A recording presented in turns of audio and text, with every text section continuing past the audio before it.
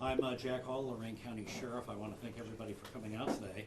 This is to address certain situations which have taken place with our enterprise rental fleet here at the Lorain County Sheriff's Office in regards to information that we had received yesterday from Enterprise Fleet Management Systems is that we are to have made full payment in the amount of $57,031 by Monday, February, actually that would be February 9th of 2026, I apologize.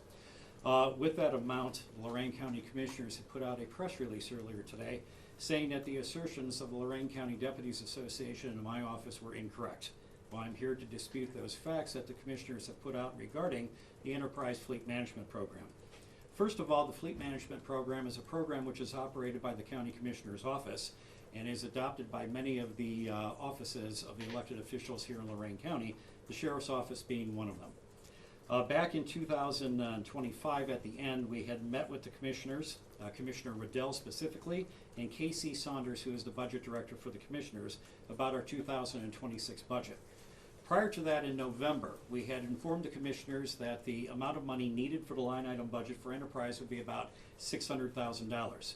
If anybody wants to go back and watch that YouTube video from our budget hearing, you will hear the Commissioners state the line items look fine, and it looks like we can live within this. Then what happened was that this $600,000 is actually based on a 2024 contract that the Commissioners have signed with Enterprise regarding providing fleet vehicles to Lorain County. The Commissioners then, without our knowledge, lowered that $600,000 line item down to $346,000 in the lease item obligation. Of that $346,000, we were finally made aware of this in January. What happened was, too, is that the Commissioners also alleged that their Deputy Administrator, Karen Perkins, had a, quote, brief call with Enterprise Fleet Management regarding a $13,583 balance that we had at the end of last year. Well, we didn't have brief calls with Enterprise. My administrative assistant, Angela Hammond, had several calls with Enterprise stating that due to rising cost over the budget in 25, we were going to be short $13,500 on the budget for the Enterprise project. We had reached out to Enterprise and had come to an agreement with Enterprise that we would make that $13,583 payment in January of 2026. That was agreed upon by Enterprise. What we received yesterday was a letter from Enterprise, which was a notice of default. So much to the chagrin of the Deputy Administrator, Karen Perkins, it does say in here that we were supposed to take the vehicles to an address in Middleburg Heights, Ohio, to avoid any transportation fees, late fees, or anything else that the Sheriff's Office would be responsible to. This was in order that they were repossessing our vehicles if we did not pay them by Monday, February 9th. So with that in mind, I also want to be making you aware of is that the funds that the Commissioners alleged that they approved in December of 2025 were not made available to us until January 19th. With that, we created a purchase order for $600,000 to Enterprise. That was because we were told that the line item was fine back in November. So what happened was that this shortfall was realized and that we had to create another purchase order instead of the $600,000 to $346,000 to realize the amount of money that the Commissioners stated was available to us. In addition to that, the Commissioners stated that the budget was approved in December of 2025. Well, then why were we still having recorded and also documented budget meetings until January 14th, when we were requested by Commissioner Riddell and Casey Saunders to adjust our fleet management budget? We already thought we were at $600,000.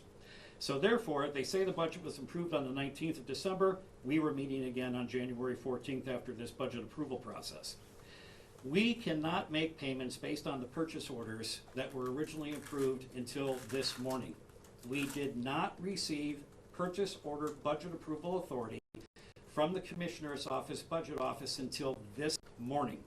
We then immediately reached out and spoke with the Lorain County Auditor's Office, and what I am in possession of now is also 2 checks that will be sent via probably FedEx to Enterprise to make the payments in the total amount of $57,031, and we will make that payment today.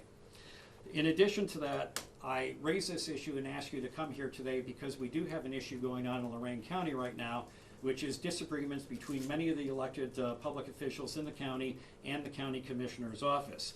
This was no more made coming to light than a Cleveland.com article yesterday that Commissioner David Moore demonstrated that the budget cuts to the Lorain County Auditor's Office were believed to be punitive.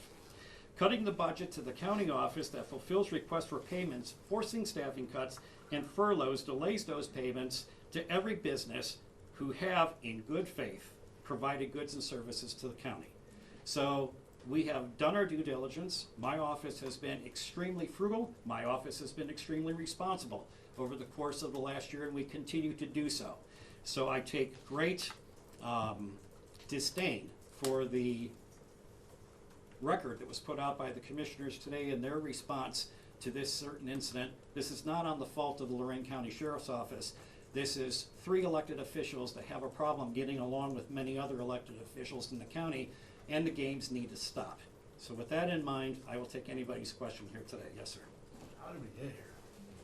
We got here because, in my opinion, is that we have a budget process in which the commissioners are fully within their purview to align with that budget process. There are certain expenses and fees that I am the largest consumer of the general fund in Lorain County. We take up a majority of the budget. So therefore, there are a lot of things that we look at. My chief deputy and our staff have taken extreme cuts to make sure that we fit within the budget. If you go back through the commissioners meeting, you'll see that we were continually praised by the commissioners for our fiscal responsibility, our budget cuts, and what we've done to fit within the budget. And so therefore, we have other projects that take place in the county which we were told money had to come from somewhere to pay for some of these other projects. Every elected official in this county, judges, the recorder, the auditor, the prosecutor, we've all tightened up our budgets to meet that, but again, it wasn't good enough and they kept coming back for this. So therefore, this is a situation in which we have to make a case for our budget. We have to have better communication, because to go from $600,000 to $346,000, and especially on January 14th, when we sat down with Commissioner Riddell and Casey Saunders and told them this was impossible. We told you that this line item had to be $600,000, which we had already cut prior to that meeting on January 14th. So if the budget was approved in December, why are we still having talks in January? One last thing. You said you got the check right there, so the situation seems to be resolved for now, but you still have some greater concerns, and that's why you asked us to come in? The greater concerns is, I think the public of Lorain County needs to know that the elected officials of this county are having difficulty getting along right now. I know that they will want to blame that on me. Each elected official is responsible for their own comment, but yes, I have a problem with our 3 commissioners right now. Anybody else? Yes. So when the commissioners put out their statement, they called this a manufactured crisis. Do you have a response to them calling it that? I don't say getting a letter that says notice of default from our fleet management company a manufactured crisis. We acted on this crisis. We have to protect the 322,000 residents of this county. And when I'm told that 41 of my vehicles are going to be repossessed, leaving me with 35 at that point in time, we have to take action to make sure that our shifts are appropriately covered, that our deputies can respond to calls into this county for the safety of the county. And so therefore, I had from yesterday to Monday to figure this out. So I call it a crisis, but not a manufactured one. Yes. Did you speak to the commissioners over the phone or anything like that before taking this public? About 45 minutes after I got this notice, I had spoken with Commissioner Gallagher about this. And as a matter of fact, this isn't the only issue that I spoke to Commissioner Gallagher about. We also have an issue regarding the employees' FSA accounts in regards to their insurance as well.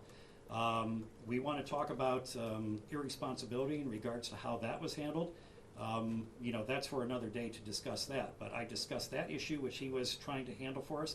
And to Commissioner Gallagher's credit, he was working, you know, on that project to make sure that it could get fulfilled. I then advised him of this. And I said, this has to be addressed as well. But I said, we have to put notification out to our people that we have to address this because we're getting our fleet repossessed. So the chief deputy, at my request, put out an email last night to all the deputies in the office to prepare for the fact that we may have to turn vehicles into Middleburg Heights on Monday to make sure that we're getting our equipment out of there.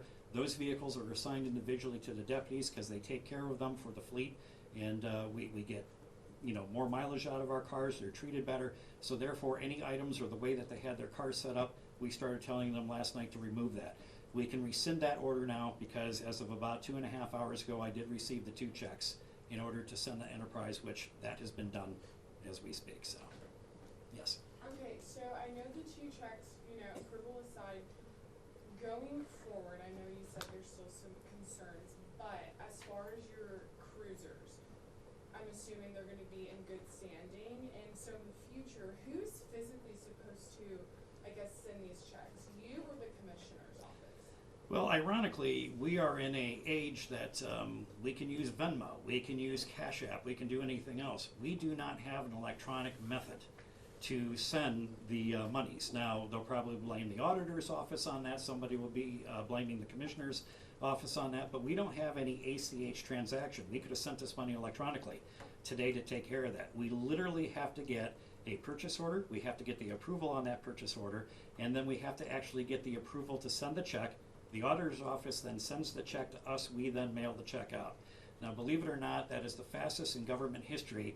From the date that we got the default notice yesterday to this morning was probably the quickest this county has ever seen a check issued in the history of Lorain County.